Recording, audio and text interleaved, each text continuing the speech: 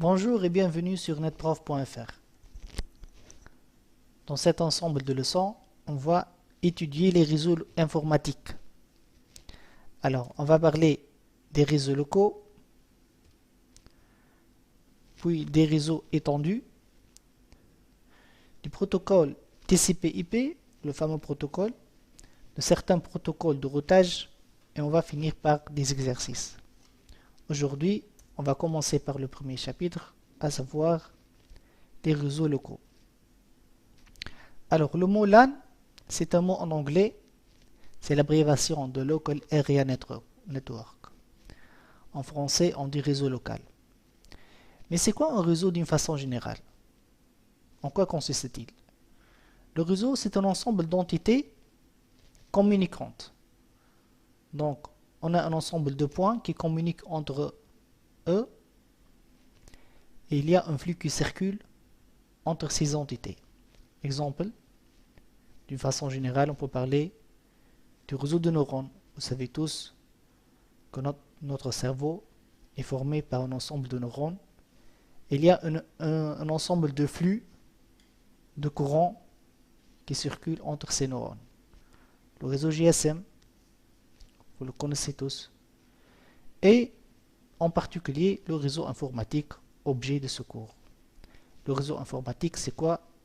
Dans ce cas, l'ensemble des entités, c'est essentiellement les PC, les serveurs, les imprimantes, qui communiquent entre eux un ensemble de flux de données, par exemple des emails, des documents, des images.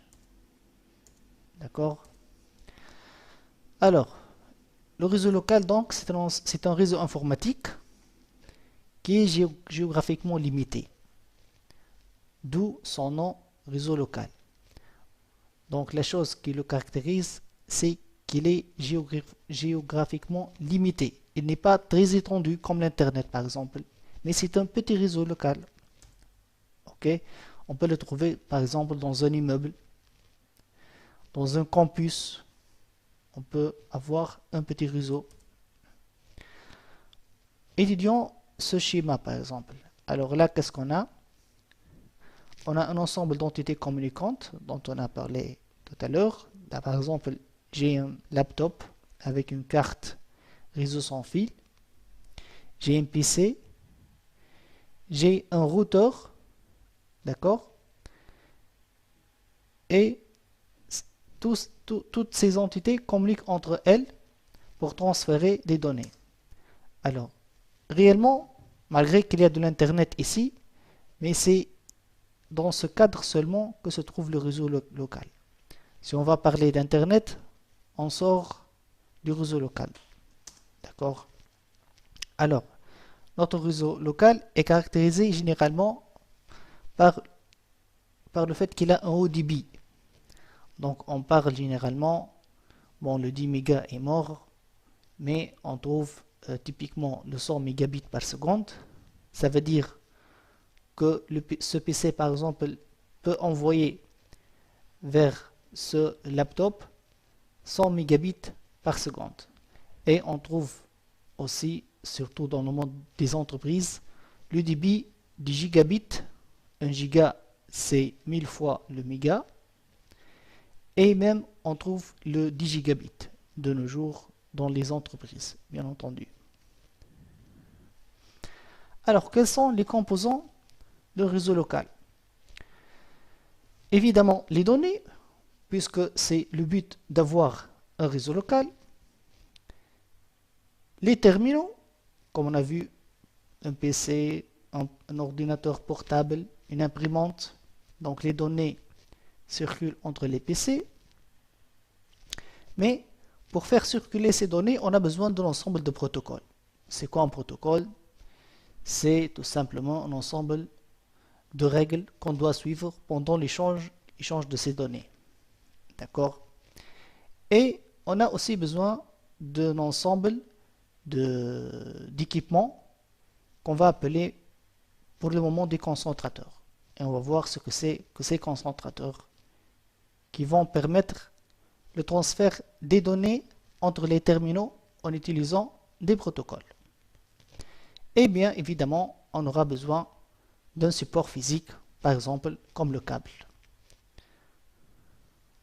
Alors les terminaux, comme je l'ai déjà dit, sont les PC, les imprimantes, vous le connaissez tous, avec la remarque qu'on a toujours besoin d'une carte réseau pour interfacer ce PC par exemple avec le support physique. La carte réseau, vous le savez tous, elle a cette forme. Donc on trouve ici ce connecteur qui a un format assez spécial. C'est un format standard appelé RJ45. Alors on a besoin aussi du support physique comme la paire torsadée, la fibre optique, le câble coaxial ou bien l'infrarouge. Parlons de la paire torsadée. C'est quoi la paire torsadée? Donc en fait c'est un câble en cuivre mais qui est formé de 8 fils. Ça c'est la première paire, deuxième paire, troisième paire, 4 paires. Alors 4 fois 2 ça fait 8 fils. Pourquoi elle est appelée torsadée? Parce que comme son nom l'indique, vous voyez dans l'image que ces paires sont torsadées et ceci pour des raisons pour optimiser le transfert des données en matière de qualité et de vitesse. D'accord? Alors, tous ces fils de cuivre vont entrer dans ce connecteur RJ45 dont je vous ai déjà dit, qui va lui-même entrer dans ce connecteur femelle. Ça c'est le connecteur RJ45 mâle. Vous voyez bien les 8 fils. Alors, les 8 pins ici sont numérotés de 1 à 8, de droite à gauche, si on tient le connecteur dans ce format.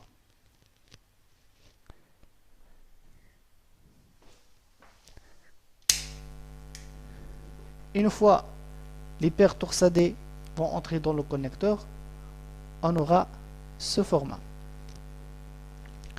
Vous voyez bien, de 1 à 8, ça c'est le premier bout du câble, ça c'est le deuxième bout du câble, et les paires ne sont pas entrées dans le connecteur comme ça au hasard, mais il y a un code couleur à suivre.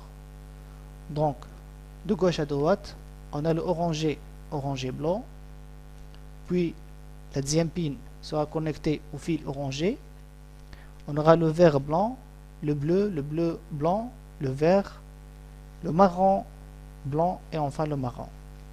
Alors le câble, s'il est construit de cette façon, on l'appelle un câble droit. C'est le câble typique que vous trouvez sur le marché. Et là, par exemple, ça c'est l'image d'un câble torsadé prêt à être utilisé. Et c'est le support le plus utilisé généralement, surtout dans les eaux locaux. D'accord. La fibre optique, par contre, elle n'est pas constituée de métal. C'est pas un câble en cuivre, mais en fait, la fibre optique est formée par deux brins de verre. Oui, c'est le verre, mais la fibre, elle est très fine. Et dans cette verre va passer de la lumière et pas de l'électricité. D'accord? Alors vous voyez bien qu'on protège cette fibre par beaucoup de matériaux de renfort, d'accord, pour obtenir de la fibre optique. Donc on aura un brin de fibre pour l'émission, un deuxième brin pour la transmission, émission et réception, pardon. Par contre, pour ces 8 fils de cuivre, en fait, on ne les utilise pas tous pour le transfert de données, mais on n'utilise que la moitié. Donc, le câble numéro 1, 2, 3 et 6. Ce sont les brins utilisés pour l'émission et la réception. Ça, c'est l'image typique d'une fibre optique. Alors vous voyez bien que les connecteurs sont un peu différents. En fait, si le câble si le câble per-torsadé utilise un seul connecteur de format RJ45, la fibre optique, on peut trouver beaucoup de types de connecteurs. Ça, par exemple, c'est le connecteur appelé ST. Ça, c'est le connecteur appelé SC. Ça, c'est le connecteur appelé LC. D'accord? Alors, maintenant, voyons comment monter un réseau local simple. Alors, on va prendre un PC et un deuxième. Donc, on va faire un petit réseau constitué de 2 PC seulement. Bien entendu, les 2 PC contiennent chacun une carte réseau informatique. On va monter le câble droit. Donc, on a un bout RJ45 dans cette carte réseau et un deuxième en bout RJ45 dans la deuxième carte réseau. Mais dans ce cas, ce câble doit être un câble croisé. Ça veut dire quoi, croisé? Ça veut dire que les 2 fils de transmission ici vont coïncider avec les 2 fils de réception ici, d'une façon à ce que les données transmises par ce PC soient reçues par la carte réseau de ce PC. Donc le code couleur qu'on a vu tout à l'heure ne sera pas respecté, mais on va inverser certains fils pour obtenir le câble croisé. Alors on a le 1 va prendre la position du droit. Par exemple ici le 1 c'est l'orange et blanc. Orange et blanc, on va le trouver à la 3e position et pas à la première position. D'accord? Émission dans la réception. Et le 2 dans le 6. L'oranger, il était dans la 2e position. Maintenant, on le trouve à la 6e position. Et on va faire bien sûr l'inverse pour le câble vert. D'accord? Donc, ça on appelle le câble croisé. Il est utilisé si on va connecter 2 PC directement. Alors, vous voyez bien ici que ces 2 PC maintenant sont connectés, ils vont commencer à s'échanger des données. Mais il y aura toujours le risque que les 2 PC envoient des données en même temps. Dans ce cas, l'information envoyée sur le support physique, elle ne sera pas comprise, elle n'aura aucune valeur. On aura ce qu'on appelle une collision, parce que les 2 signaux électriques vont se heurter et donc l'information perdra sa valeur. Et si on a une collision, donc on va perdre des données. D'où le besoin d'un protocole, un ensemble de règles qui contrôle l'accès aux médias, pour qu'on soit sûr que l'information envoyée est bien reçue sans avoir une collision. Alors ce protocole est le protocole appelé CSMA-CD, en anglais CSMA Carrier Sense Multiple Access.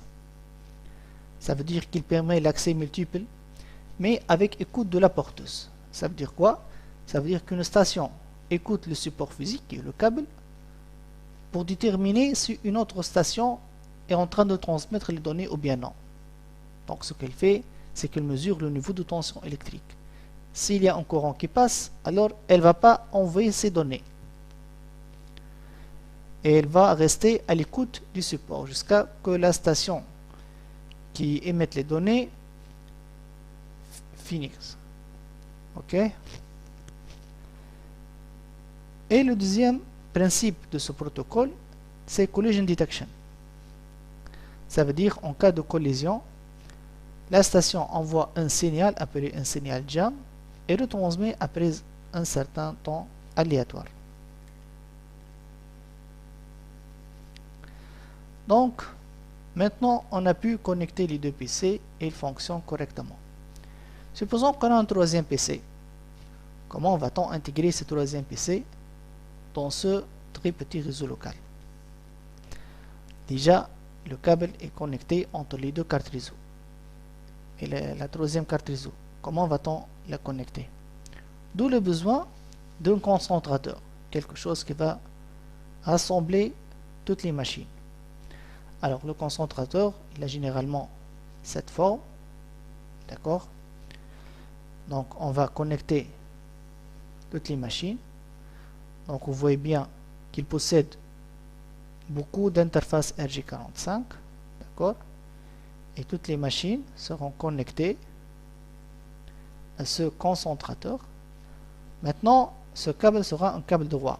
On n'a pas plus besoin d'un câble croisé parce que c'est le concentrateur lui-même qui va envoyer l'information, d'accord, d'un PC à un autre.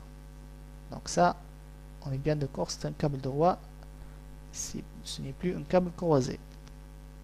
Alors ce concentrateur, la première génération de ces concentrateurs est appelée hub. D'accord? Donc le hub c'est quoi? Le hub c'est vraiment, il est trop bête, il reçoit de l'information, il la transmet à tous les ports, d'accord? D'une façon à ce que toutes les machines reçoivent l'information. Une seule machine bien sûr, généralement qui est concernée par cette information, elle va prendre l'information et les autres machines vont ignorer le message. Mais vous voyez bien, l'inconvénient de cette machine, c'est que quand le nombre des machines augmente, c'est comme si on avait beaucoup de personnes dans une même chambre. Alors ces personnes vont parler, mais à un certain moment, on ne va plus entendre ce que disent l'autre parce qu'il y a beaucoup de bruit. D'accord? Donc l'inconvénient, c'est que quand le nombre de machines sur un hub augmente, le nombre de collisions va augmenter et on n'arrive plus à écouter correctement l'information envoyée par les machines.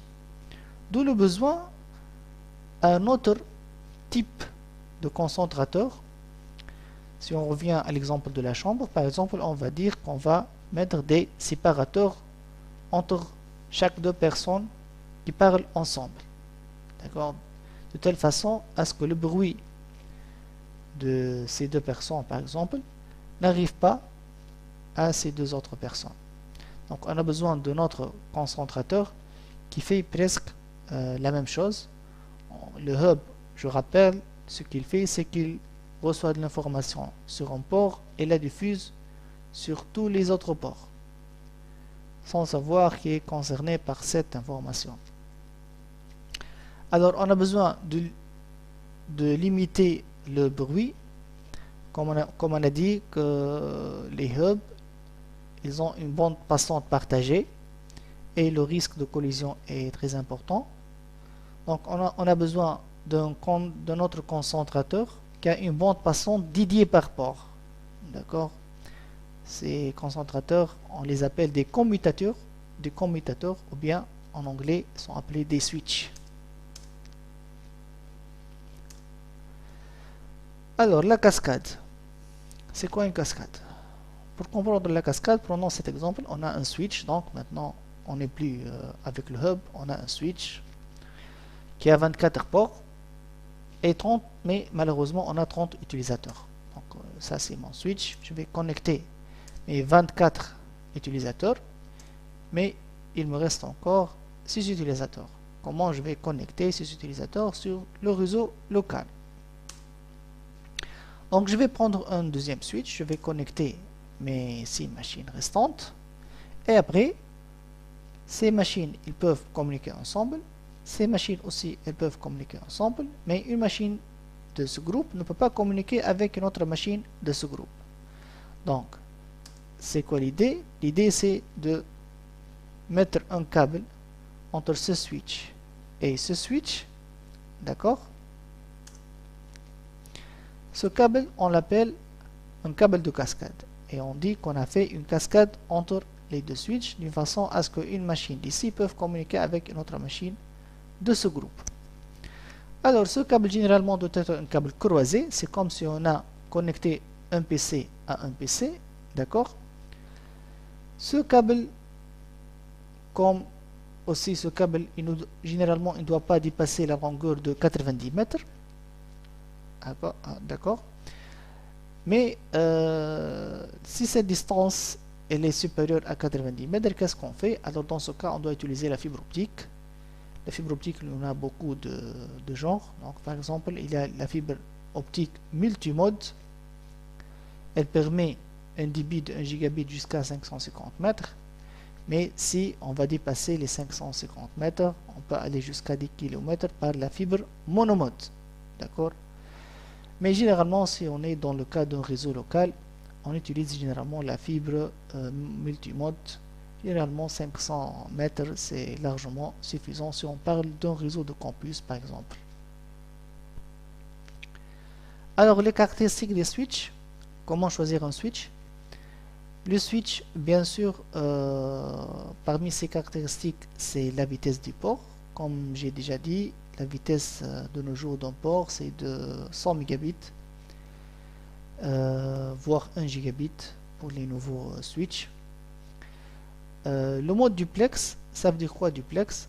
Alors, on dit que le duplex est half duplex si le port peut émettre ou recevoir mais pas faire les deux en même temps. Par contre, il est dit en full duplex lorsque le port peut émettre et recevoir en même temps sans avoir de collision. D'accord? Donc ça veut dire qu'un port en mode half duplex, généralement on trouve de la collision si le switch veut envoyer vers la machine et la machine veut envoyer vers le switch. Par contre, si les ports du switch supportent le mode full duplex, dans ce cas, alors il n'y aura plus de collision théoriquement, d'accord, et même pratiquement, parce que le switch peut envoyer vers la machine et la machine peut envoyer vers le switch en même temps. Parmi aussi les autres caractéristiques d'un switch, c'est le auto-MDX. Ça veut dire quoi l'auto-MDX? Rappelez-vous que je vous ai dit que ce câble doit être un câble croisé. C'est comme si on a connecté une machine à une autre. Mais les nouveaux switches de nos jours supportent le mode auto-MDX qui autodétecte le câble. Ça veut dire qu'on peut mettre aussi un câble droit ici et c'est le switch qui fait de l'autodétection. Donc il essaie comme si le câble était un câble croisé. Si ça ne marche pas, donc c'est lui qui va inverser d'une façon à ce que même un câble droit ici peut faire l'affaire et communiquer ce groupe avec le deuxième groupe. D'accord? Donc soyons un peu pratiques. Maintenant on va construire un petit réseau local. Alors généralement si on va parler d'un réseau de campus par exemple, donc ici on a une armoire informatique. Cette armoire on l'appelle répartiteur. On a trois armoires en fait. L'un des répartiteurs est appelé répartiteur général, d'accord, et on a deux sous-répartiteurs. Pourquoi on a trois armoires? Parce que en fait, par exemple, on a trois immeubles, d'accord. Dans chaque immeuble, on va faire une petite armoire informatique et on va connecter toutes les machines à cette armoire informatique.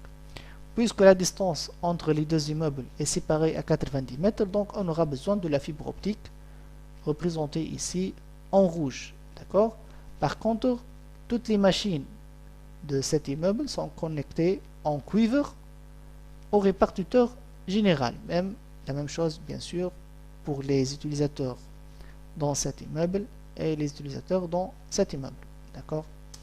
Alors, elle consiste quoi, ce répartiteur? Alors, l'armoire informatique, elle a généralement une largeur standard appelée 19 pouces. D'accord, 19 U. On trouve dans l'armoire informatique le panneau de brassage. C'est un ensemble de points RJ45 sur lesquels vont se terminer les câbles cuivre venant des machines. D'accord, donc chaque machine, on aura un câble venant de chaque point réseau, il va se terminer sur le panneau de brassage. Il est aussi de 19 pouces. On trouve aussi un panneau de brassage pour la fibre optique, puisque dans notre cas, on a besoin de la fibre optique. Vous remarquez que le connecteur de la fibre optique est différent du connecteur RJ45. On trouve le concentrateur, notre switch, d'accord, et bien sûr de l'alimentation électrique. Alors, de chaque point RJ45 va sortir un câble appelé câble de brassage. C'est aussi un câble RJ45 droit, d'accord. Il va se connecter sur le switch, n'importe quelle porte du switch. Par contre, on aura une seule fibre optique généralement qui vient du panneau de brassage de la fibre vers le port fibre du switch. Donc le switch, ce switch, il doit présenter un port en fibre optique. C'est pas un switch simple que vous trouvez à n'importe quel magasin.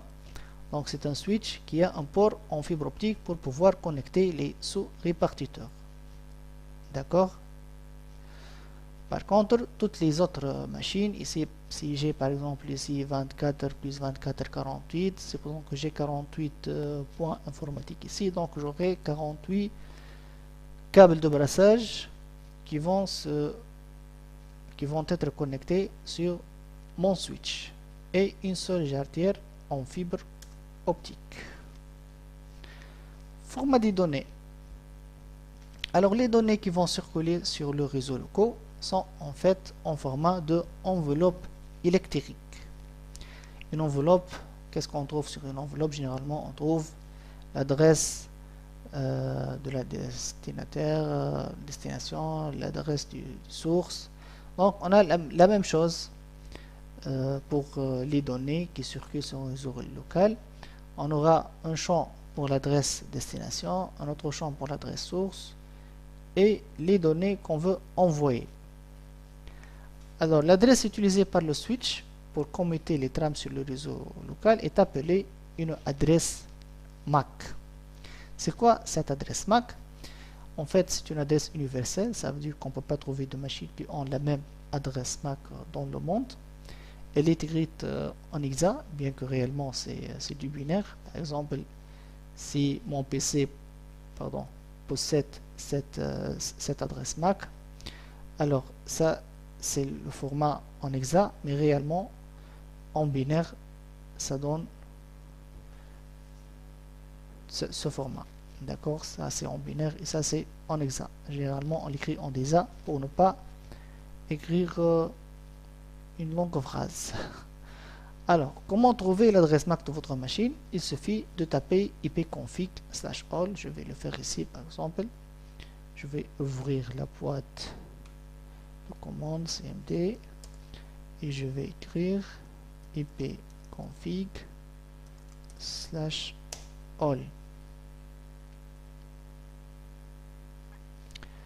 Alors, vous voyez bien que ça c'est mon adresse MAC 0013 CE 190278. Vous pouvez aussi la trouver en faisant double clic sur votre carte réseau, support et puis détail. Allez-y. Allez.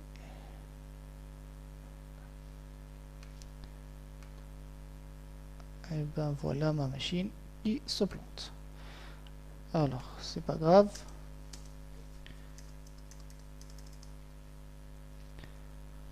On va continuer pour voir comment fonctionne le switch avec ses adresses MAC.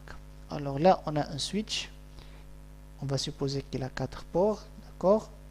Sur le troisième port, j'ai la machine A, la machine C.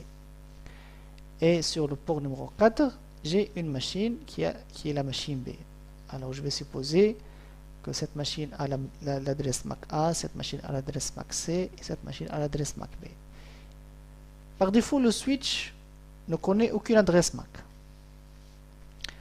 Donc il va apprendre, il va voir que la machine A veut envoyer une information de A à B.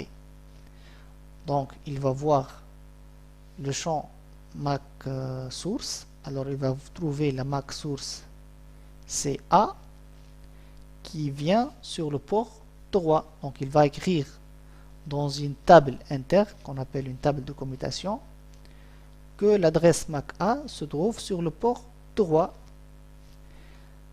Alors cette information va aller vers la machine B. Il peut lire qu'elle va lire à la machine B, mais il n'a pas encore une entrée dans sa table vers la machine B. Donc ce qu'il va faire, c'est qu'il va diffuser vers tout le monde. Il va faire comme le hub tout bêtement. Il va envoyer vers tous les ports, d'accord? Et la machine B va bien sûr recevoir l'information et elle va répondre. Quand elle va répondre à la machine B, donc là où le switch va savoir que la machine B se trouve sur le port 4. Et donc il va écrire que l'adresse MAC B se trouve sur le port numéro 4. Cette information est destinée à la machine d'adresse MAC A. Donc il va voir dans sa table A. Maintenant il connaît que la machine A se trouve sur le port droit. Donc il va envoyer l'information vers le port droit. Il ne va pas faire une diffusion comme il a déjà fait la première fois. D'accord? Ici on n'a pas de diffusion. Et ainsi de suite que le switch va apprendre et il va construire sa table de commutation. Voilà, c'était pour la première leçon sur les réseaux locaux. J'espère que vous avez bien compris ce que j'ai dit. Merci.